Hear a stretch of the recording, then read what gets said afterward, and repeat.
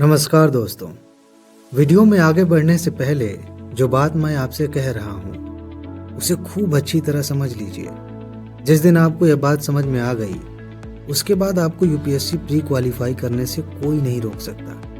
हर साल लाखों लोग यूपीएससी प्री देते हैं और इनमें से बहुत सारे लोग ऐसे हैं जो दिन रात मेहनत करते हैं, खूब पढ़ते हैं, लेकिन फिर भी प्री नहीं निकाल पाते। इसका सिर्फ एक कारण है, आप चाहे दुनिया का सारा ज्ञान इकट्ठा कर लीजिए, अगर आपने वह नहीं पढ़ा जहां से यूपीएससी क्वेश्चंस पूछती है तो इस ज्ञान का कोई फायदा नहीं, प्री नहीं निकलेगा। लेकिन आपने कम ही पढ़ा है और उन टॉपिक्स को तैयार किया है जहां से प्रश्न पूछे जाते हैं तो आपके लिए प्री निकालना बहुत आसान है। जिन टॉपिक्स को हम इस सीरीज में कवर कर रहे हैं, अगर आपने सिर्फ इन्हें ही तैयार कर लिया और आपका बेसिक क्लियर है तो आप आराम से प्री निकाल सकते हैं। मैं लगातार 2 सालों से आपको सबूत दिखा रहा हूँ। कट ऑफ से ज़्यादा क्वेश्चंस यही से आ रहे हैं। इसकी प्लेलिस्ट का लिंक मैं आपको दे रहा हूँ, कमेंट में भी और डिस्क्रिप्शन में भी।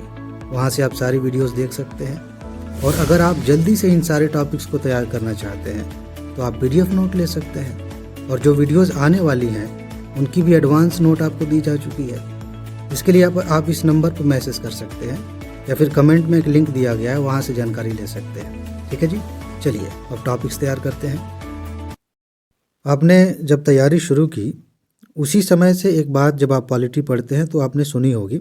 जब भी आपने शुरुआत की 6 महीने अगर हो गए ना, उस बीच भी आपने सुन लिया होगा। अब तो वैसे भी एक कारण है, इस बहाने आपने सुन लिया होगा, या उससे पहले से तैयारी कर रहे हैं तो आप जानते हैं कि एक चर्चा चलती है कि हमारे संसद में, विधायिका में महिलाओं का उतना प्रतिनिधित्व नहीं है जितना कि होना चाहिए।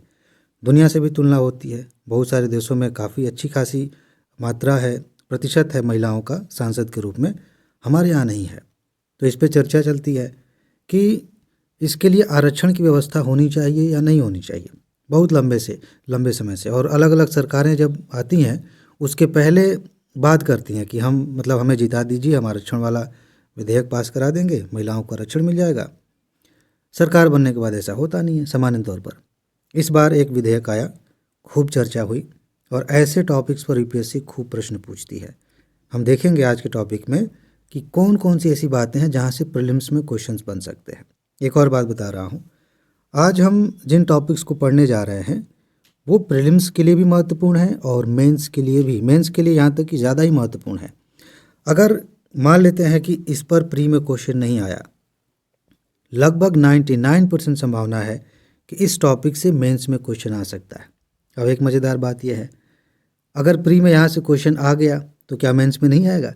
तब भी आ सकता है, क्योंकि ये बहुत लंबे समय से चर्चा में था। सामाजिक न्याय के नज़रिए से देखिए, महिलाओं के उत्थान के नज़रिए से देखिए, लगातार क्वेश्चन आते हैं। पेपर फर्स्ट में, सेकेंड में यहाँ से क्वेश्चन पूछा जा सकता है। ठीक है, तो चलिए आगे बढ़ते हैं और समझते हैं लैंगिक समानता हेतु महिला आरक्षण विधेयक के बारे में। ओके, इस लाइन को ध्यान से समझिए, यहाँ से आपको एक तथ्य मिलेगा और उस पर एक सेंटेंस यूपीएससी बना सकती है। संविधान संशोधन विधेयक आया 2023 में। कौन सा, किस नंबर का? 128वां संविधान संशोधन विधेयक। पीसीएस वगैरह में सीधे सीधे पूछ लिया जाता है कि किस नंबर का संविधान संशोधन विधेयक था। ठीक है, 2023 लोकसभा और राज्यसभा द्वारा सर्वसम्मति से पारित कर दिया गया। ये बात आपको पता होनी चाहिए। एक चीज़ और बता दूं, अगर आप इसका सही जवाब देंगे तो मैं आपको फिर से हर्ट दूंगा। ठीक है, दिल। आपको ये बताना है कि इसके पहले ये विधेयक आया था और लोकसभा में तो पारित हो गया था, राज्यसभा में नहीं पारित हो पाया था। आपको सिर्फ ये बताना है कि महिलाओं के आरक्षण से संबंधित विधेयक कब आया था। मैं क्यों पूछ रहा हूँ? क्योंकि यूपीएससी इस तरीके से क्वेश्चन पूछ लेती है। मैंने पिछले वीडियो में आपको निजी विधेयक के बारे में बताया था कि ऐसे यूपीएससी क्वेश्चन पूछ लेती है। वैसे ही भी आ सकता है कि ये पहली बार पेश किया गया और पारित हो गया, ऐसा नहीं है। इसके पहले भी यह विधेयक अलग, थोड़ा सा अलग रूप में पेश किया गया था। तो दोनों सभाओं से पारित होगा तभी तो कानून बनेगा। तो ये बात आपको पता होनी चाहिए। ठीक है, फिलहाल सर्वसम्मति से पारित हो गया है। नारी शक्ति वंदन अधिनियम, इसका नाम दिया गया है नारी शक्ति वंदन अधिनियम। पीसीएस वगैरह में ऐसे प्रश्न पूछ लिए जाते हैं कि इसका संबंध किससे है। जैसे मान लीजिए आप यूपी पीसीएस का एग्ज़ाम दे रहे हैं और प्रश्न ऐसा बना कि नारी शक्ति वंदन अधिनियम का संबंध किससे है। 4 विकल्प। पहला विकल्प ये है कि लोकसभा में महिलाओं की सीटों का आरक्षण है। दूसरा ये है कि महिला सशक्तिकरण के लिए मतलब सैनिटेशन से संबंधित कोई योजना है। किसी बीमारी को टारगेट करके कोई सेंटेंस बनाया जाए कि महिलाओं में कुपोषण है, उसे कम करने के लिए है। अगर हमने नहीं पढ़ा है तो फिर गड़बड़ हो जाएगा। ठीक है, इस अधिनियम को ये नाम दिया गया है, ध्यान रखिएगा। इस रूप में पेश किया गया लोकसभा और राज्य विधानसभाओं में, ध्यान रखिएगा, दोनों में, लोकसभा और राज्य विधानसभा। यहाँ ध्यान देने वाली बात यह है कि राज्यसभा के लिए नहीं है। यही कुछ छोटी छोटी बातें होती हैं जो हम नहीं ध्यान रखते हैं और गलतियाँ हो जाती हैं। अगर सेंटेंस कुछ ऐसा बनता है, यूपीएससी ये कहती है कि संसद में 1/3 सीटें आरक्षित होंगी।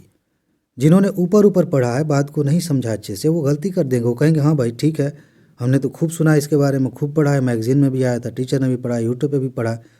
संसद में 2 सदन होते हैं, राज्यसभा और लोकसभा। ये लोकसभा की बात हो रही है। राज्यसभा का निर्वाचन अलग तरीके से होता है, आपने पढ़ा है, नोट मैंने दिया, वहाँ भी आपने देखा होगा। तो किसकी बात हो रही है? ये जो आरक्षण दिया जा रहा है, लोकसभा और राज्य की जो विधानसभाएं हैं, राज्यों में विधान परिषद नहीं, राज्य विधानसभाएं। अगर राज्य विधायिका कर दे तो फिर आपको फिर कन्फ्यूजन हो सकता है। राज्य विधानसभा, विधान परिषद, ये होती हैं दो सदन होते हैं, लेकिन सारे राज्यों में ऐसा नहीं है। एक क्वेश्चन ये भी है, पीसीएस वगैरह में पूछ लिया जाता है, यूपीएससी ने भी शायद पूछा है। तो क्वेश्चन ये बनता है, ये अलग है, थोड़ा टॉपिक से हट के है। ये बताइए कि कितने राज्यों में राज्य विधानसभा तो है, साथ साथ विधान परिषद भी है। कितने राज्य हैं? अगर आपको पता है तो बहुत अच्छी बात है, नहीं पता है तो सोच लीजिए, उसको अच्छे से तैयार कर लीजिए, खोज लीजिए। चलिए, बात समझ में आई। ये जो तथ्य है 128वां संशोधन, उसके बाद से अधिनियम का नाम ये दिया गया है। लोकसभा और राज्य विधानसभाओं में 1/3 सीटें आरक्षित की जाएंगी महिलाओं के लिए। ये बात समझ में आ गई, यहाँ से क्वेश्चन पूछा जा सकता है। उसके बाद सामान्य सी बातें हैं, मुख्य परीक्षा के लिए काम की बातें। लास्ट में, इस टॉपिक के लास्ट में ना, एक और चीज़ महत्वपूर्ण है। मुख्य बातें क्या है, इसको मैं पढ़ रहा हूँ, ध्यान से समझिए। महिलाओं के लिए आरक्षण। यह विधेयक लोकसभा, राज्य विधानसभाओं और राष्ट्रीय राजधानी क्षेत्र दिल्ली की विधानसभा में कुल सीटों की लगभग 1/3 सीटें आरक्षित करने का प्रावधान करता है। लोकसभा और राज्य विधानमंडल में एससी और एसटी के लिए आरक्षित सीटों पर भी यह प्रावधान लागू होगा। अब यहाँ ध्यान रखिए, जो पहले से एससी एसटी के लिए सीटें तय की गई हैं, आरक्षित की गई हैं, क्या यह प्रावधान उस पर लागू होगा कि नहीं होगा? इसको लेकर यूपीएससी क्वेश्चन पूछ सकती है। तो ये प्रावधान वहाँ तक भी एक्सटेंडेड है, ठीक है ना। अच्छा, अगली बात ध्यान से समझिए, आरक्षण कब से प्रभावी होगा, ये महत्वपूर्ण है। इस विधेयक के लागू होने के बाद आयोजित होने वाली जनगणना, आपको पता है जनगणना हो जानी चाहिए थी 2021 में, नहीं हुई, अभी भी टल रहा है। देखिए कब काम चलेगा। तो ये कहा गया है कि अधिनियम तो हमने बना के तैयार कर दिया है, आरक्षण देंगे, लेकिन कब? जब नई जनगणना हो जाएगी, उसका प्रकाशन हो जाएगा, उसके बाद हम फिर इसको लागू करेंगे, इस अधिनियम को। आई बात समझ में? इसी पर विपक्षी दल जो है सवाल उठा रहे थे कि ये फिर क्या आप मतलब एक तरह से ललचा रहे हैं, अभी तो ये होने वाला नहीं है, 2029 तक या फिर उसके आगे हो सकता है कि इसका लाभ ले पाएँ महिलाएं, तो क्या फ़ायदा। ठीक है, तो ये बातें हैं। नवीन जनगणना के आधार पर महिलाओं के लिए सीटें आरक्षित करने के लिए परिसीमन किया जाएगा। पिछले वीडियो में हमने परिसीमन के बारे में पढ़ा है, तो अभी ज़्यादा समय नहीं बीता है, मेरे ख्याल से आपके दिमाग में बातें होंगी। तो परिसीमन किया जाएगा। यह आरक्षण आरंभ में 15 वर्ष की अवधि के लिए दिया जाएगा। मतलब शुरू में 15 वर्ष के लिए दिया जाएगा, यानी कि सीधा सीधा देखा जाए तो 3 चुनावों के लिए, हर 5 साल में एक बार चुनाव होता है सामान्य तौर पे। तो फिलहाल के लिए 15 वर्ष के लिए आरक्षण दिया जाएगा। हालांकि संसद द्वारा निर्मित इस विधि के माध्यम से इसे आगे भी बढ़ाया जा सकता है। आपको पता है, जब एक बार कोई आरक्षण दे दिया जाता है, कोई सरकार के द्वारा योजना लागू कर दी जाती है, तो उसको ख़त्म करना आसान नहीं होता। तो मान के चलिए कि आगे बढ़ता रहेगा। फिलहाल ये बात पता होनी चाहिए कि कितने समय के लिए है। ठीक है, शुरू में कितने समय के लिए व्यवस्था की गई है। एक चीज़ मैं आपसे पूछ रहा हूँ, आप में से किसी दोस्त ने पीसीएस एग्ज़ाम दिया हो पिछले साल, मेरे ख्याल से पीसीएस में ही था, कि अंग्रेजी भाषा को लेकर पूछ लिया गया था कि शुरू में कितने वर्ष के लिए कोई प्रावधान की बात हो रही थी। तो आपको ये बताना कि एग्जैक्टली वो क्वेश्चन क्या पूछा गया था। और आपने उसका जवाब क्या दिया था। ठीक है, मुझे थोड़ा थोड़ा भी ध्यान आ रहा है कि इस तरीके से पीसीएस में भी पूछ लिया गया था, तो आपको इसको बताना है। फिलहाल आगे आते हैं। सीटों के रोटेशन को लेकर क्या कहा गया है। संसद द्वारा निर्मित एक विधि द्वारा निर्धारित आधार पर महिलाओं के लिए आरक्षित सीटों का प्रत्येक परिसीमन के बाद रोटेशन किया जाएगा। इसका क्या मतलब है, जैसे मान लीजिए किसी क्षेत्र में ऐसे 4 लोकसभा सीटें हैं, ठीक है, इनमें से ये वाली सीट, इस क्षेत्र की सीट किसी महिला के लिए आरक्षित है, यानी कि इस सीट से कोई महिला ही चुनकर आएगी। कोई व्यक्ति चुनाव लड़ेगा तो मतलब पुरुष नहीं लड़ेगा, महिला चुनाव लड़ेगी, महिलाओं में से ही कोई चुन के आएंगी। ठीक है, आगे क्या होगा, जब फिर से परिसीमन होगा उसी क्षेत्र को, तो हो सकता है कि फिर इसको कैंसिल कर दिया जाए और इस क्षेत्र से किसी महिला को चुनने की बात की जाए। ये नहीं कि एक क्षेत्र में फिक्स कर दिया गया तो हमेशा 15 सालों तक वह वहाँ से एक महिला ही चुन के आएगी। तो ये एक अच्छा प्रावधान कहा जा सकता है। ठीक है, तो ये व्यवस्था है, इन चीज़ों को लेकर क्वेश्चन पूछा जा सकता है। अब यहाँ पर कुछ पृष्ठभूमि की बातें हैं, आप इसको कहानी के तौर पे देखिए। यहाँ से कुछ तथ्य ऐसे निकलेंगे जिनको लेकर क्वेश्चन बनाया जा सकता है, कुछ तथ्य बहुत महत्वपूर्ण है, पूछा जा सकता है। तो समझते हैं, मैं नॉर्मली कहानी की तरह आपको समझा रहा हूँ, जो बातें महत्वपूर्ण है वहाँ मैं हाईलाइट कर दूंगा। राजनीति में महिलाओं के लिए आरक्षण का मुद्दा लंबे समय से विमर्श का अंग रहा है, जानते हैं आप, जिसके चिन्ह भारतीय राष्ट्रीय आंदोलन में ढूंढा जा सकते हैं। वर्ष 1931 में ब्रिटिश प्रधानमंत्री को लिखे अपने पत्र में 3 महिला निकायों द्वारा नए संविधान की महिलाओं की स्थिति पर संयुक्त रूप से जारी किए गए आधिकारिक ज्ञापन को प्रस्तुत करते हुए, मतलब 3 महिलाओं ने ये पत्र लिखा था। महिला नेत्री थी कौन, बेगम शाह नवाज, सरोजनी नायडू, ठीक है, और सरोजनी नायडू ने क्या कहा था, किसी भी प्रकार के अधिमान्य व्यवहार की तलाश करना राजनीतिक स्थिति की पूर्ण समानता की, भारतीय महिलाओं की सार्वभौमिक मांग की अखंडता का उल्लंघन करने के समान होगा। कुल मिला के ये है कि महिलाओं को भी समानता दी जानी चाहिए, सिंपल सी बात ये कही गई थी। ठीक है, महिलाओं के लिए राष्ट्रीय परिप्रेक्ष्य योजना ने वर्ष 1988 में अनुशंसा की थी कि महिलाओं को पंचायत से लेकर संसद स्तर तक आरक्षण दिया जाना चाहिए। ये एक महत्वपूर्ण बात है। इसके बाद असली बात यहाँ है, अगर क्वेश्चन बना इस बहाने से तो समझ लीजिए कि यहाँ से एक नया डायमेंशन लेकर यूपीएससी क्वेश्चन बना सकती है। बाकी सामान्य बातें हैं, लेकिन इस चीज़ को आप इग्नोर नहीं करेंगे, क्योंकि महिलाओं को किसी क्षेत्र में तो पहले से दिया गया है, सेम चीज़ है, बस ये है ग्राउंड लेवल पे है, पंचायती राज में दिया गया है। तो हो सकता है कि विधेयक पर महिलाओं के बारे में प्रश्न न पूछकर यूपीएससी ये पूछ ले कि स्थानीय निकायों में जो प्रावधान पहले से किए गए उनके बारे में आपको क्या पता है।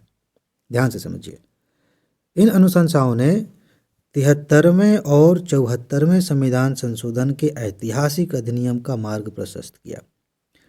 आपको मैंने नोट दिया है, अच्छे से पढ़ाया है, वीडियो है इसकी, आपको अच्छे से पता होना चाहिए कि इस संशोधन के माध्यम से महिलाओं को कितना आरक्षण दिया गया था।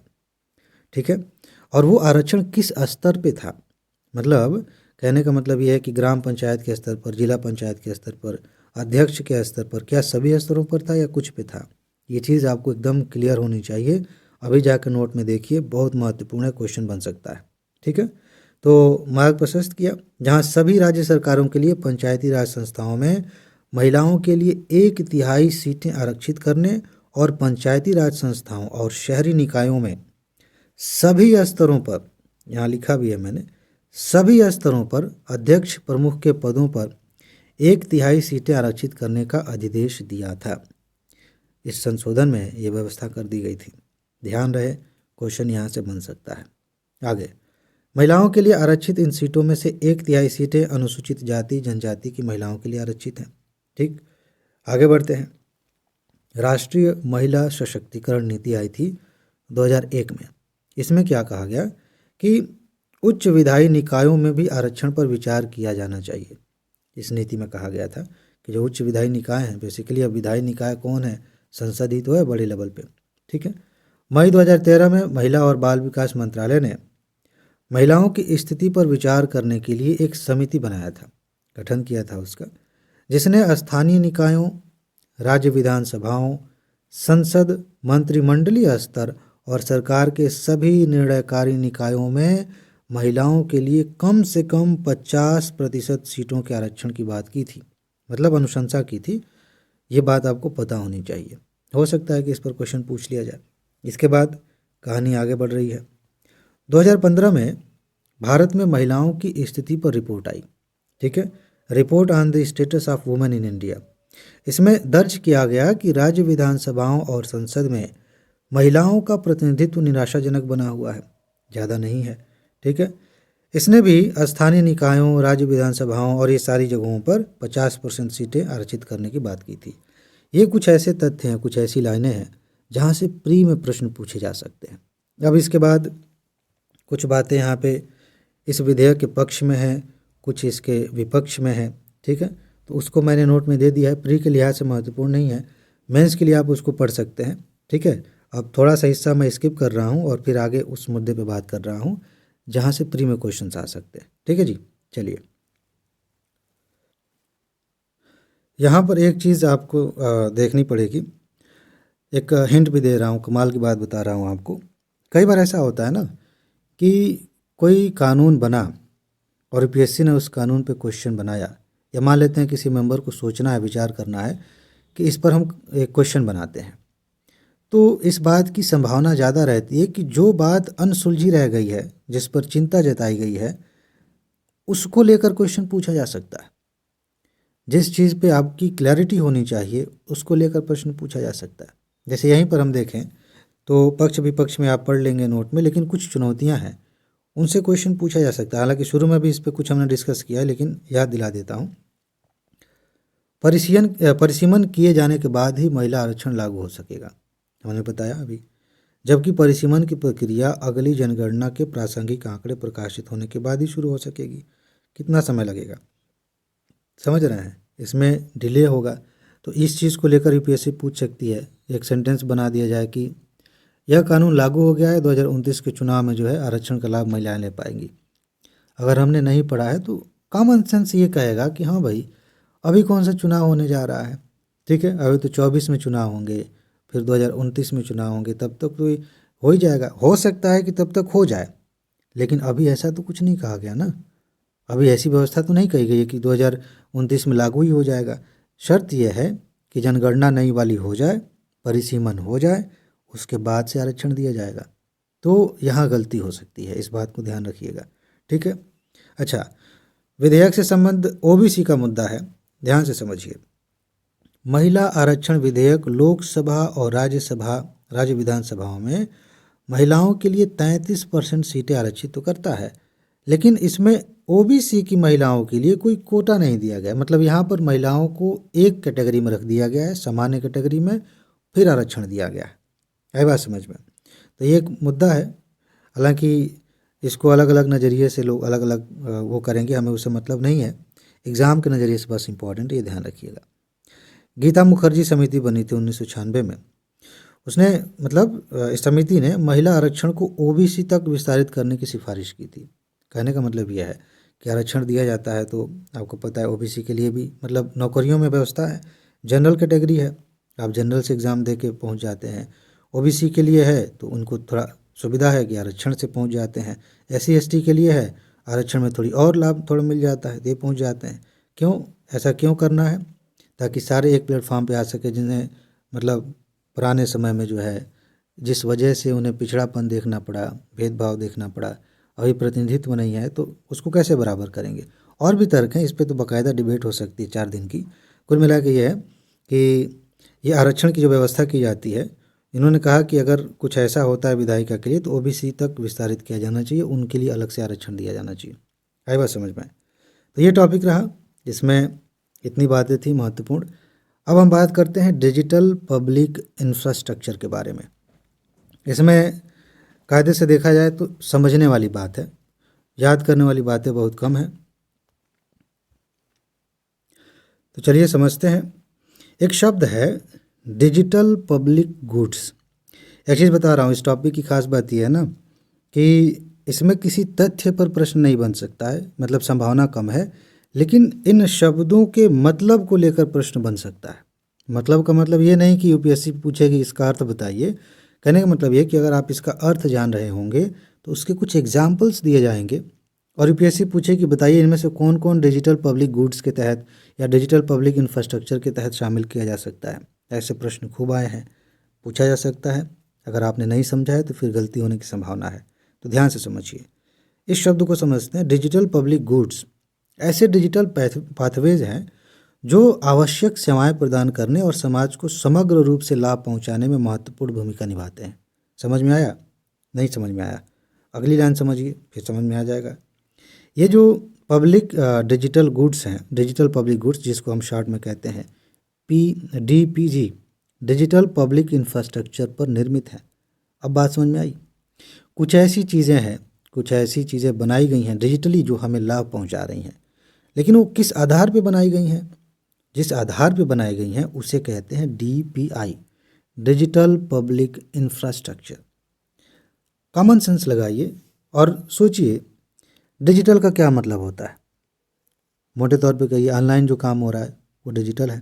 अच्छा, पब्लिक का कोई शब्द अगर हम किसी चीज़ के आगे पब्लिक लगा दें तो सामान्य सी बात होती है कि आम जनता की बात हो रही है, ठीक है, लोगों की बात हो रही है।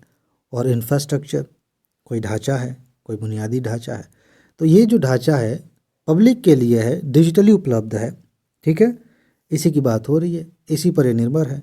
अब आपसे पूछा जाए कि डिजिटल पब्लिक इंफ्रास्ट्रक्चर में क्या शामिल किया जाएगा, और मेरे ख्याल से अगर इस पर क्वेश्चन बना तो ऐसा ही बन सकता है, तो आपको पता होना चाहिए। कैसे पता होगा? नहीं पता है तो पढ़ लेते हैं आगे, ठीक है। तो इन पर निर्मित हैं जिसमें खुले या फिर ओपन और इंटर ऑपरेबल प्लेटफॉर्म शामिल होते हैं जो एक दूसरे के साथ मिलकर काम करते हैं, जो उपयोग और विकास के लिए हर किसी के लिए भी सुलभ हैं, कोई भी इनका इस्तेमाल कर सकता है। अभी एग्जाम्पल के साथ समझेंगे ना तो आपको खूब अच्छे से समझ में आएगा। आप गूगल पे यूज़ करते हैं, भीम यूज़ करते हैं, फ़ोन पे यूज़ करते हैं, ये सब इसी के तहत शामिल किए जाते हैं। सरकार ने और भी इंफ्रास्ट्रक्चर बना रखे हैं, ब्रॉडबैंड कनेक्टिविटी के लिए योजनाएं चल रही हैं। किस आधार पर चल रही हैं? ये डिजिटल पब्लिक इंफ्रास्ट्रक्चर का ही हिस्सा है। यही चीज़ें आपको ध्यान रखनी है, इसी के आधार पर क्वेश्चन पूछा जा सकता है। देखिए यहाँ पे भारत ने इस क्षेत्र में अग्रणी हितधारक के रूप में आधार का भी डिजिटली आप देखिए सत्यापन कर सकते हैं, उसको डिजिटली रख भी सकते हैं, निकाल सकते हैं। तो ये भी उसी तरह की एक सेवा है, ठीक है। यूपीआई बनाया, यूपीआई तो विदेशों में भी फेमस हो रहा है, इसी के आधार पर हम ट्रांजेक्शन वगैरह करते हैं। और बाकी अकाउंट एग्रीगेटर्स हैं, जैसे कि मैंने अभी नाम लिया गूगल पे, फ़ोनपे और बाकी और सेवा प्रदान करने वाले हैं। इन सभी को विभिन्न जो भी ये काम करने वाले हैं उनको एक साथ लेके आता है, इन पे ये लागू किया गया है, ठीक। इन पहलों ने डिजिटल परिदृश्य में क्रांति ला दी है, जहाँ विभिन्न क्षेत्रों में वित्तीय और सामाजिक समावेशन सक्षम हो रहा है। अभी देखिए कितना बहुत सारी चीज़ें आसान हो गई हैं। जैसे आप अपनी पर्सनल लाइफ में देखिए, जब ऑनलाइन पेमेंट की उतनी बात नहीं हो रही थी, ये सुविधाएं भी उतनी आसानी से नहीं मिल रही थी और आपको पैसा निकालना होता था, एक बहुत बड़ा काम होता था कि आज एटीएम से पैसा निकालने जाना है, आज बैंक से पैसा निकालने जाना है, किसी के पास पैसा भेजना है तो उससे थोड़ा ज़्यादा बड़ा काम है, क्योंकि एटीएम से पैसा भेजने की सुविधा बाद में आई है, ठीक है। बाकायदा बैंक में जाना है, लाइन लगाना है, फॉर्म भरना है, पैसा देना है, जमा करना है, फिर आना है। हम प्लान बनाते थे कि आज एक दिन तो जाएगा या कम से कम 2-3 घंटे तो जाएंगे। अभी क्या है, पैसा निकालना है वैसे तो कम ही ज़रूरत पड़ती है, कोई चीज़ आपने ख़रीदा तुरंत आपने पेमेंट कर दिया ऑनलाइन, या फिर किसी को पैसा भेजना है मोबाइल से ही भेज देना है। सारी चीज़ें कितनी आसान हो गई हैं, समावेशन हो रहा है, चीज़ें सुलभ हो रही हैं। ये किसकी वजह से हो रहा है? डिजिटल पब्लिक इंफ्रास्ट्रक्चर की वजह से, ठीक है। अच्छा, भारत का DPI परितंत्र, जिसे इंडिया स्टैक के नाम से जाना जाता है, मैंने अलग से सेपरेट एक वीडियो बनाया था जिसका नाम टाइटल में था ये इंडिया स्टैक, ठीक है। इसके बारे में उन्हें विस्तार से पढ़ा है। ये बेसिकली क्या है अभी थोड़ा सा फिर समझा दूंगा। ये जो DPI है, डिजिटल पब्लिक इंफ्रास्ट्रक्चर, ये जो पूरा इकोसिस्टम बनाया गया है ना, इसका एक नाम दे दिया गया है। क्या नाम दिया गया है? इंडिया स्टैक नाम दिया गया। आप कह सकते हैं कि इसी के पर्यायवाची के तौर पर यूज़ किया जा रहा है। जितने भी इसके डिजिटल सेवाएं जो भी उपलब्ध हैं, ठीक है, चाहे सरकार की तरफ से मिल रही है, फिर सरकार से टाई अप करके प्राइवेट सेक्टर सेवाएं दे रहा है, उन सब को, उन सारी सुविधाओं को अगर एक नाम दिया जाए तो उसका नाम दिया गया है इंडिया स्टैक, ठीक है। इंडिया स्टैक के बारे में क्वेश्चन इस बार बन सकता है, ये बहुत इंपॉर्टेंट है। तो इस नाम से जाना जाता है। परस्पर जुड़े हुए लेकिन स्वतंत्र ब्लॉक्स से बना है, जो पहचान, भुगतान, डेटा साझाकरण और सहमति तंत्र के रूप में काम करते हैं। ये सारी चीज़ें यहाँ पे हो सकती हैं, ठीक है। इंडिया स्टैक के मॉड्यूलर परतें डिजिटल क्षेत्र में नवाचार, समावेशन और प्रतिस्पर्धा के अवसर सृजित करती हैं। ये तो बेसिक बात है, ये आपको पता होना चाहिए। थोड़ा सा मैं इंडिया स्टैक के बारे में बता देता हूँ। अलग से हमने पढ़ा है, इसकी नोट भी अलग से दी गई है, उसमें भी है, तो और अच्छे से उसको पढ़ लीजिएगा, लेकिन यहाँ से भी बात समझ में आ जाएगी। India stack application programming interface API का एक सेट है।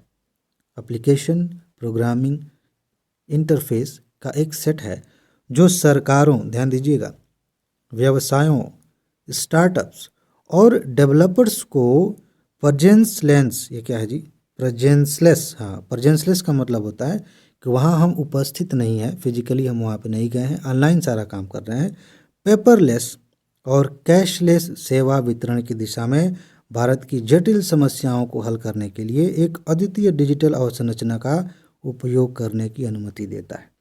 बात समझ में आई? इसमें सरकारें भी हैं, इंडस्ट्री भी है, स्टार्टअप्स भी हैं जो डेवलप कर रहे हैं, बहुत सारी आगे आने वाले समय में और भी ऐप आ सकते हैं जो इस तरह से डिजिटल सेवाएं देंगे, ठीक है, और सुविधाजनक हो सकता है। तो इनको ऑनलाइन डिजिटल सारी सुविधाएं दी जा रही हैं, जनता तो लाभ ले ही रही है। इसमें प्रेजेंसलेस, आदमी को वहाँ जाने की ज़रूरत नहीं है, पेपर वाला काम उतना नहीं होता है, सारा मोबाइल से और इंटरनेट से जो है क्या कहते हैं, कंप्यूटर से हो जा रहा है। कैशलेस भी हो जा रहा है, ज़्यादा कैश की ज़रूरत नहीं पड़ रही है, वो सारी चीज़ें हो रही हैं जो पहले बहुत जटिल थी, अब बहुत आसानी से हो जा रही हैं। ठीक, इसको इंडिया स्टैक के तहत हम समझते हैं। ठीक है, यह आबादी के पैमाने पर पहचान, डेटा और भुगतान की आर्थिक प्राथमिकताओं को ऑनलाइन करने का लक्ष्य रखता है। ये सामान्य सी बात है, बाकी हमने पढ़ाई है, थोड़ा सा यहाँ पे कुछ बातें लिखी हैं तो मैं पढ़ देता हूँ और समझा देता हूँ, काम की बातें मैंने बता दी हैं। ठीक है, इंडिया स्टैक का एक दृष्टिकोण किसी एक देश तक सीमित नहीं है, इसे किसी भी राष्ट्र पर लागू किया जा सकता है, चाहे वह विकसित हो, विकासशील राष्ट्र हो, कोई भी हो। ये बात आपको पता हो तो ज़्यादा अच्छा रहेगा। इस परियोजना की संकल्पना और पहली बार कार्यान्वयन भारत में किया गया, जहां करोड़ों व्यक्तियों और व्यवसायों द्वारा इसे तेजी से अपनाने से वित्तीय और सामाजिक समावेशन को बढ़ावा देने में मदद मिली तथा देश इंटरनेट युग के दौर के लिए तैयार हो सका। ये बहुत अच्छी बात है, ये बहुत कमाल की चीज़ है। आप खुद से देखिए, पिछले कुछ सालों में जब से ख़ास तौर से कोरोना के टाइम तो और ज़्यादा मजबूरी में भी हमें करना पड़ा, जब से ऑनलाइन चीज़ें होने लगी हैं तब से डिजिटली एक तरह से कहें कि देश में एक क्रांति आ गई है।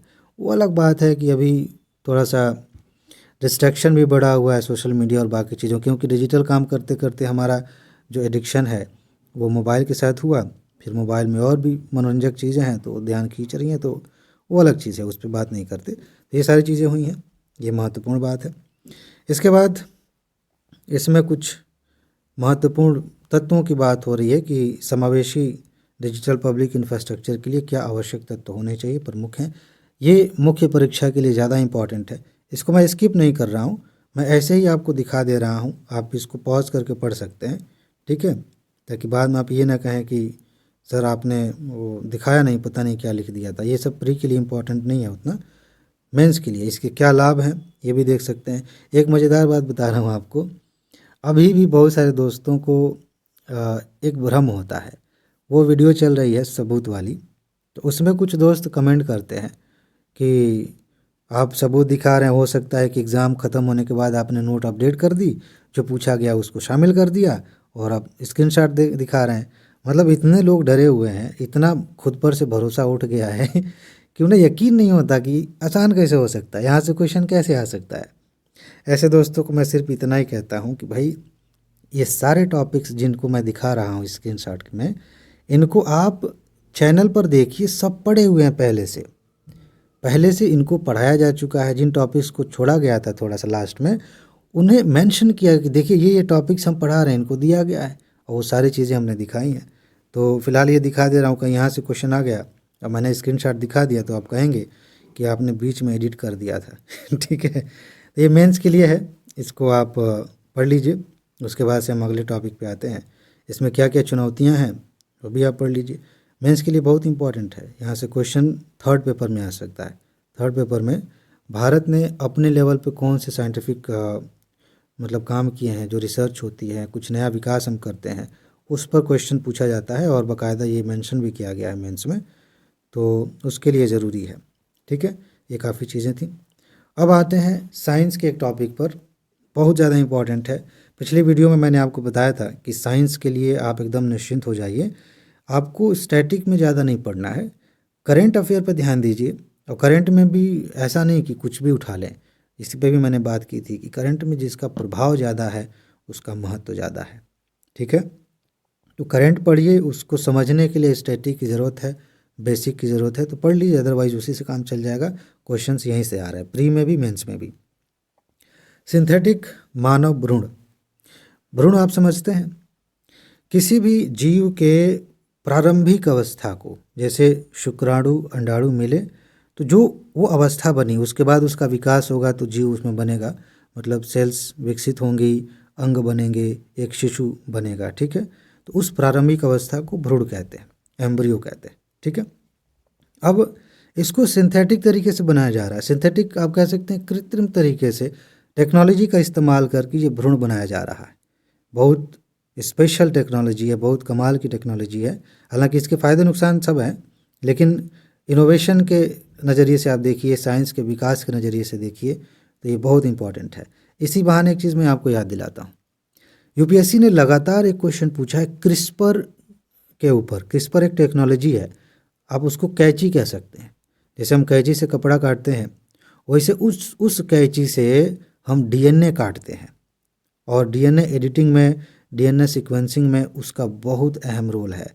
और उसकी वजह से हम किसी इंसान में ऐसे लक्षण पैदा कर सकते हैं, कोई बच्चा अभी पेट में ही है, उसके अंदर हम ऐसी चीज़ें, ऐसे सेल्स निकाल सकते हैं या ऐड कर सकते हैं जिससे उसकी कुछ खास विशेषताएं बन जाएंगी। जैसे कि किसी बेबी में हमने कोई ऐसी व्यवस्था कर दी जीन एडिटिंग करके कि वो, उसको जीवन में कभी कैंसर हो ही नहीं सकता। वो जो एक्टिविटी जिस वजह से कैंसर होता है वही हमने एडिट कर दिया, वो प्रक्रिया आगे नहीं बढ़ेगी, कैंसर नहीं होगा, एचआईवी नहीं हो सकता। ऐसी बहुत सारी चीज़ें की जा सकती हैं जीन एडिटिंग की वजह से। ठीक है, और किसी व्यक्ति में कौन कौन से गुण होने चाहिए, उसकी आंखें कैसी होनी चाहिए, बाल कैसे होने चाहिए, ये सारी चीज़ें हम तय कर सकते हैं। वो कमाल की टेक्नोलॉजी है, और उस पर यूपीएससी ने लगातार क्वेश्चंस पूछे। ये भी जिसको हम पढ़ने जा रहे हैं, ये भी इसी तरह की टेक्नोलॉजी है। इसका असर बहुत व्यापक है, अभी आप कल्पना भी नहीं कर सकते।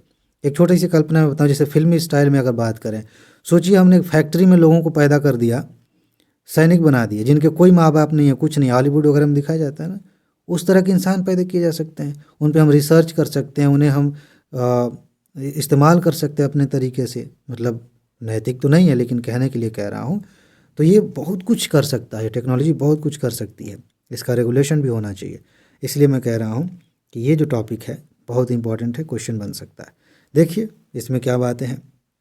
स्टेम कोशिकाओं का उपयोग करके, स्टेम सेल होती है ना हमारे शरीर में, उसका उपयोग करके सिंथेटिक मानव भ्रूण, सिंथेटिक ह्यूमन एम्ब्रियोज का, इसको शॉर्ट में आप शी कहेंगे। सिंथेटिक से एस ले लिया, ह्यूमन का एच ले लिया, एम्ब्रियो से ई ले लिया, शी कहेंगे, आगे भी शी शब्द इस्तेमाल होगा। इसका सृजन करने की हाल ही में घोषणा वैज्ञानिकों ने की है। ठीक है, वैज्ञानिक और नैतिकतावादी समुदायों के बीच में अत्यंत रुचि उत्पन्न किया इसने। ठीक है, और एक बहस छिड़ गई है। सिंथेटिक मानव भ्रूण या फिर शी, इसमें आप लास्ट में एफ भी देखेंगे, एफ का मतलब फीचर्स होता है। इसमें क्या है, जैसे शी, SHEEF, इसका फुल फॉर्म आप देखिए तो synthetic human entities with embryos like features, यानी कि ऐसे फीचर्स उसमें हैं जो नेचुरल एम्ब्रॉय में होता है, भ्रूण में होता है। इसकी हम बात करें तो ये ऐसी संरचनाएं हैं जो आरंभिक मानव भ्रूण के सदृश होती हैं। जो इंसान का जो शुरुआती, मतलब इंसान अभी पेट में है, बच्चा बनने वाला, उसके पहले जो अवस्थाएं हैं, ठीक उसी तरह की विशेषताएं इसमें होती हैं। लेकिन इनका सृजन देखिए, सामान्य तौर पर अगर आपने बायोलॉजी पढ़ी है, वैसे भी आप सामान्य ज्ञान से परिचित हैं, तो आप जानते हैं कि अंडाणु और शुक्राणु कोशिकाएं जब मिलती हैं तब जाके ये बनता है। ठीक है, तो इसको मैं पढ़ दे रहा हूँ। लेकिन इनका सृजन अंडाणु या शुक्राणु कोशिकाओं के प्रत्यक्ष योगदान के बिना किया गया है, स्टेम कोशिकाओं से किया गया, स्टेम सेल का इस्तेमाल करके किया गया है। ठीक है, या किया जाएगा। बात समझ में आ गई? आगे बढ़ते हैं। देखिए इस पर क्वेश्चन कैसे बन सकता है। स्टेम सेल कोशिकाओं के बारे में निम्नलिखित कथनों पर विचार कीजिए। ठीक, और इसमें कह दिए कि इसमें मतलब अंडाणु और शुक्राणु को लेकर हम टेस्ट ट्यूब में भ्रूण बनाते हैं, इसको हम कहते हैं, तो फिर गड़बड़ हो जाएगा। ठीक है, यहाँ पर स्टेम सेल्स का इस्तेमाल किया जा रहा है। अच्छा, इन संरचनाओं में मानव विकास, अनुवांशिक विकारों और गर्भावस्था हानि के विषय में मूल्यवान अंतर्दृष्टि प्रदान करने की क्षमता है। बहुत कुछ पता लगाया जा सकता है इससे। लेकिन इसके साथ ही उनकी स्थिति, उपयोग और विनियमन के बारे में गंभीर नैतिक और विधिक प्रश्न भी खड़े होते हैं। जैसा कि मैंने आपको हिंट दिया था कि इंसानों को हम पैदा कर रहे हैं अपने इस्तेमाल के लिए। ठीक है, तो ये तो फिर नैतिक रूप से गलत है ना, प्रकृति के भी खिलाफ है। हालांकि इस समय इंसान कहाँ ही ध्यान रखता है प्रकृति का, बस उसे एक ही बात का ध्यान है कि जिस चीज़ से हमें नुकसान हो रहा है उसके नाम पे प्रकृति की रक्षा करेंगे, और जिससे हमें नुकसान नहीं हो रहा है, जो प्रकृति जाए खड़ी होकर देखती रहे, हमें कोई फ़र्क नहीं पड़ता, हम तो वही करेंगे। खैर, आगे बढ़ते हैं। ये क्या है सिंथेटिक मानव भ्रूण, शी क्या है और इनका निर्माण कैसे किया जाता है, थोड़ा सा हम समझेंगे, क्योंकि बेसिकली मैंने आपको शुरू में ही बता दिया है। परिचय में अगर देखें तो ये अंडाणु और शुक्राणु के संयोग से नहीं बनते हैं, बल्कि इसको अगर मैं पढ़ूँ, प्लूरीपोटेंट स्टेम कोशिकाओं को रखिए, इसको जो है इसको कैंसिल कर दीजिए, याद नहीं रहेगा आपको। ठीक है, इनसे बनाए जाते हैं। स्टेम कोशिकाएं ऐसी कोशिकाएं हैं, हो सकता है इस पर क्वेश्चन पूछ लिया जाए, जो शरीर में लगभग किसी भी प्रकार की कोशिका में विकसित हो सकती हैं। ठीक है, ये स्टेम कोशिकाएं भ्रूण से प्राप्त की जा सकती हैं, या त्वचा कोशिका या रक्त कोशिकाओं जैसे वयस्क कोशिकाओं से रीप्रोग्राम की जा सकती हैं। फिर उनका इस्तेमाल हम करेंगे। ठीक है, अच्छा, निर्माण की बात करें, शोधकर्ता जो है कल्चर की दशाओं और कोशिका विभेदन, सेल डिफरेंशिएशन का मार्गदर्शन करने वाले संकेतों में हेर फेर करके स्टेम कोशिकाओं को त्रिआयामी 3 डायमेंशनल संरचनाओं में स्वव्यवस्थित होने के लिए प्रेरित कर सकते हैं, जो आरंभिक भ्रूण विकास के कुछ पहलुओं की नकल करते हैं। कुल मिला के एक ऐसा तकनीक बनाया जाएगा, एक ऐसा तरीका लेके आया जाएगा कि ये स्टेम कोशिकाएं एक भ्रूण के रूप में विकसित हो जाएंगी। सिंपल सी बात है। ठीक है, इसमें बहुत अंदर जाने की ज़रूरत नहीं है। अच्छा, विश्व का पहला शी अगर पूछा जाए तो आपको पता है, विश्व का पहला शी मतलब समझ रहे हैं ना, वही सिंथेटिक तरीके से जो बनाया गया भ्रूण। विश्व का पहला सिंथेटिक मानव भ्रूण कथित तौर पर कैम्ब्रिज विश्वविद्यालय और कैलिफोर्निया इंस्टीट्यूट ऑफ टेक्नोलॉजी की एक टीम द्वारा बनाया गया, तथा इस शोध को जून 2023 में International Society for Stem Cell Research के माध्यम से प्रस्तुत किया गया था। ठीक है, पूछा नहीं जाएगा लेकिन बस जानकारी के लिए। ठीक है, रिपोर्ट के अनुसार इन सिंथेटिक मानव भ्रूणों को उस चरण तक विकसित किया गया जो लगभग 14 दिनों की अवधि के बराबर था, जो कि कई देशों में प्राकृतिक मानव भ्रूणों के अध्ययन के लिए आरोपित कानूनी सीमा है। क्या मतलब है? कहने का मतलब यह है कि भ्रूण 14 दिन तक जो विकसित होगा ना, उस स्तर तक इसका विकास किया गया। उसके बाद से फिर बहुत सारी चीज़ें कि भाई कानून है कि इस भ्रूण पर आप रिसर्च नहीं कर सकते, 14 दिन से ज़्यादा का हो गया तो इस तरह से, तो उस सीमा तक इसका विकास करके देखा गया कि हाँ भाई काम तो कर रहा है, ऐसे तो हो रहा है। ठीक है, अच्छा, सिंथेटिक मानव भ्रूण के विकास से संबंधित कुछ नियम है, महत्वपूर्ण बातें, बस एक बार ध्यान दे दीजिए। लेकिन कायदे से देखा जाए, यूपीएससी के पैटर्न को ध्यान में रखा जाए तो जो काम की बातें हैं वो मैंने आपको बता दी हैं। क्या क्या बताया है? सिंथेटिक मानव भ्रूण क्या होता है, कैसे बनाया जाता है, उसका व्यवहार कैसा होता है, क्या वो प्राकृतिक प्रक्रिया है या फिर कृत्रिम है, ये सारी बातें हमने समझ ली हैं। अच्छा, सिंथेटिक मानव भ्रूण के विकास से संबंधित कानून और नियम दुनिया के विभिन्न देशों और भूभागों में व्यापक रूप से भिन्न है, सबका अलग अलग है। कुछ देश ऐसे हैं जिन्होंने पूरी तरह से निषेध करके रखा है कि इस तरह का काम नहीं होना चाहिए। कुछ नाम ऐसे हैं, आपको याद करने की ज़रूरत नहीं है।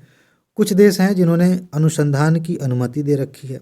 ठीक है, तो उनके नाम भी यहाँ पे हैं, ये भी बस समझने के लिए है। इसके बाद हालांकि इनमें से अधिकांश विनियमन स्पष्ट रूप से सिंथेटिक मानव भ्रूण या अन्य प्रकार के स्टेम सेल आधारित भ्रूण मॉडल को संबोधित नहीं करते हैं, डायरेक्ट इस बारे में बात नहीं करते, क्योंकि नई नई टेक्नोलॉजी आ रही है, हमारे पास जितनी समझ है उसी हिसाब से तो कानून बनाएंगे। जैसे भारत का संविधान बना था तो उस समय इंटरनेट के लिए कौन सा कानून था, बस मोटे तौर पर जितने समझ में आ बन गया। समय के साथ नई टेक्नोलॉजी आती है तो उस हिसाब से कानून बनते हैं। अगर हम भारत की बात करें तो ऐसे संदर्भ में ना भारत की बात ही अलग होती है। भारत में सिंथेटिक मानव भ्रूण अनुसंधान को नियंत्रित करने वाला कोई विशिष्ट विधान मौजूद नहीं है। और मज़े की बात यह है कि इस तरह की चीज़ें बहुत सारी जगहों पे आप देखेंगे। ओटीटी को रेगुलेट करने के लिए कुछ नहीं है, गिग इकॉनमी को रेगुलेट करने के लिए कुछ नहीं है। इसी तरह से ऐसे ही ऑनलाइन बहुत सारी चीज़ें चल रही हैं। एक तरह से स्कैम गेमिंग वगैरह चल रहा था, उसमें भी लूप होल, उसके लिए भी कुछ नहीं है। फिर क्या है, जो नई चीज़ें आ रही हैं उसकी निगरानी के लिए हमारे पास कुछ रहता नहीं। हम बाद में आते हैं क्वांटम कंप्यूटर को रेगुलेट करने के लिए या क्रिप्टो करेंसी को रेगुलेट करने के लिए हमारे पास कुछ नहीं। बस मुंह ताकते रहेंगे, जब देखेंगे कुछ गड़बड़ हो रहा है तब कानून बनाएंगे, व्यवस्था करेंगे। खैर, हालांकि अब धीरे धीरे सरकारें जागरूक हो रही हैं और समझ रही हैं कि आज के ज़माने में हमें पीछे तो नहीं रहना चाहिए, अगर आगे बढ़ना है तो जो भी नई टेक्नोलॉजी आ रही है कम से कम उस पर हमारी नज़र हो, उसके अनुसार हमारा रेगुलेशन हो, उस पर कानून बने। ठीक है, तो भारत में कोई विशिष्ट कानून तो है नहीं, लेकिन कुछ दिशा निर्देश दिए गए हैं जो सामान्य रूप से स्टेम सेल अनुसंधान पर लागू होते हैं। तो स्टेम सेल के लिए सामान्य बातें कही गई हैं, वो लागू कर दी जाती हैं। ठीक है, भारतीय चिकित्सा अनुसंधान परिषद ने 2017 में स्टेम सेल अनुसंधान के लिए राष्ट्रीय दिशा निर्देश जारी किए थे, जो मनुष्यों या पशुओं से जुड़े स्टेम सेल अनुसंधान के संचालन के लिए नैतिक सिद्धांत एवं मापदंड प्रदान करते हैं। कोई ऐसा अभी कानून नहीं है कि आप इसका उल्लंघन करेंगे तो ये सज़ा होगी, ये मापदंड है, इस हिसाब से चलिए। बस एक नैतिक तौर पर कुछ बातें कही, कुछ मापदंड बनाए गए थे। ठीक, कुछ अंतर्राष्ट्रीय समझौते हैं इससे संबंधित, तो उसको थोड़ा समझ लेते हैं। कई बार यूपीएससी किसी समझौते से क्वेश्चन पूछ लेती है। अंतर्राष्ट्रीय स्तर पर ऐसी कोई बाध्यकारी संधि या कन्वेंशन तो नहीं है, ध्यान रखिएगा। कोई बाध्यकारी संधि नहीं है, कन्वेंशन नहीं है जो सिंथेटिक मानव भ्रूण अनुसंधान को नियंत्रित करता हो। लेकिन कुछ गैर बाध्यकारी घोषणाएं हैं, अनुशंसाएं हैं जो इस क्षेत्र के लिए कुछ मार्गदर्शन और मानक प्रदान करती हैं। इसके उदाहरण आप देखिए, आपको कुछ समझ में आएगा। यूनेस्को ने इसके लिए कुछ कहा, एक घोषणा जारी की थी, मानव जीनोम और मानव अधिकारों पर सार्वभौमिक घोषणा। तो ये चीज़ इससे जुड़ी हुई है, बाकी सामान्य बातें हैं, पढ़ देता हूँ एक बार। इसमें कहा गया है कि ऐसे अभ्यास जो मानवीय गरिमा के विपरीत हैं, जैसे कि मानवों के प्रजनन क्लोनिंग की अनुमति नहीं दी जाएगी, और मानव जीनोम पर हस्तक्षेप केवल निवारक, नैदानिक या चिकित्सकीय उद्देश्यों के लिए और संबद्ध व्यक्ति की सूचित सहमति से किया जाना चाहिए। कहने का मतलब यह है कि अगर क्लोनिंग वगैरह की जाती है, कुछ जीनोम पे अगर हस्तक्षेप किया जाता है, तो किसी बीमारी का निदान करने के लिए, चिकित्सकीय रिसर्च के लिए ऐसा किया जाना चाहिए। लेकिन उसमें भी ध्यान देना है कि जिस व्यक्ति से संबंधित रिसर्च हो रहा है उसकी सहमति होनी चाहिए। बहुत सारी ऐसी चीज़ें चलती हैं, इस पर कई फिल्में बनाई गई हैं कि लोगों को ये कहा जाता है कि हम एक सर्वे कर रहे हैं, कुछ पैसे दे दिया जाता है कि हम रिसर्च कर रहे हैं, और उन पे दवाइयों का टेस्ट किया जाता है। इस चक्कर में बहुत सारे लोग अंधे हो जाते हैं, बहुत सारे लोग मर जाते हैं, लोगों की किडनी फेल हो जाती है, क्योंकि दवा अभी टेस्ट फेज़ में है, उसका असर नेगेटिव हो गया, दवाई अभी ठीक नहीं बनी है, लोग मर जाते हैं। ठीक है, तो ये जो भी ये चीज़ें हो रही हैं, रिसर्च हो रही हैं, उनकी सहमति उनको साफ साफ बताना पड़ेगा कि क्या कर रहे हैं हम। ठीक है ना। अच्छा, यूनेस्को की जैव नैतिकता और मानवाधिकार पर एक घोषणा पत्र है, उसमें इस तरह की बात की गई है। ठीक है, तो सेम बातें लगभग वैसे ही हैं, तो इसको भी आप पढ़ सकते हैं। एक चीज़ यहाँ देखिए, International Society for Stem Cell Research, इन्होंने भी स्पेशली ये स्टेम सेल की रिसर्च के लिए सोसाइटी बनाई गई है, इन्होंने भी निर्देश दिया है 2021 में स्टेम सेल रिसर्च और क्लिनिकल ट्रांसलेशन के लिए जारी किया गया, जो मानव भ्रूण स्टेम सेल, ऑर्गेनॉइड और अन्य मॉडलों से जुड़े नैतिक और उत्तरदायी स्टेम सेल रिसर्च के संचालन के लिए विस्तृत अनुशंसाएं करता है। तो ये चीज़ें हैं। अब मैं आपसे कुछ बातें यहाँ से कर रहा हूँ, इसको भी आप पढ़ेंगे, मैं स्किप करूँगा। मैंने शुरू में ही बताया कि आज की वीडियो में बहुत सारी बातें मेंस के लिए हैं।